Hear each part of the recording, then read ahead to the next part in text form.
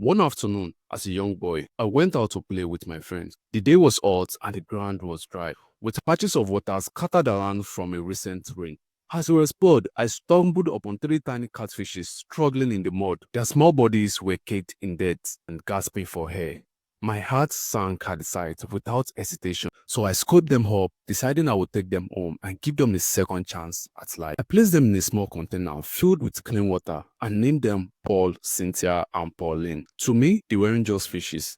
They were a responsibility, a purpose, and something to care for. So I watched them swim, still weak but alive. That night, I went to bed filled with excitement, imagining how they would grow and thrive under my care. But the next morning, my excitement turned to heartbreak. Cynthia and Pauline were gone.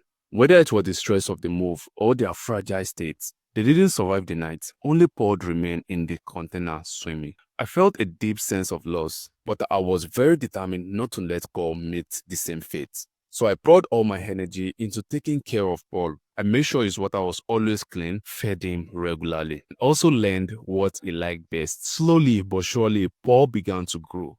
He grew bigger, stronger, and more active each passing day. It wasn't just a fish anymore. It was my companion, and I was proud of how far he'd come. As Paul grew, the small container became too cramped for him, and I knew I had to do something. So I moved into a larger bowl where he had more room to swim freely. Watching Paul thrive in the new space was one of the happiest moments of my childhood. But as Paul grew even bigger, it became clear that even this larger bowl wasn't enough. He needed more.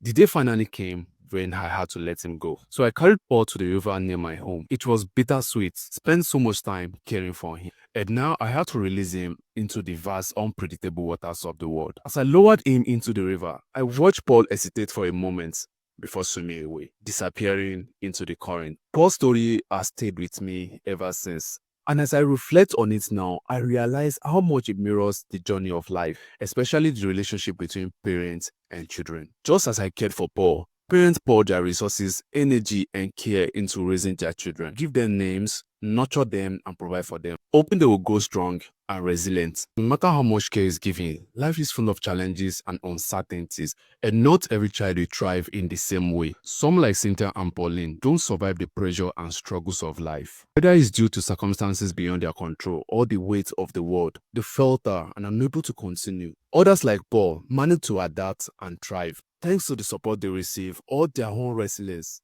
Parents do their best, but there comes a time when they must let go. And just like I released Paul into the river, parents watch their children leave the safety of home and enter into the unpredictable world. And it's always a moment filled with fear, pride, and hope. Will these children navigate the current successfully? Will they remember the lessons they've been taught? Life, just like the river, is full of risk and opportunities. Some will find their way, building on the foundation their parents give them. Others may struggle, caught in the rapid of hardship.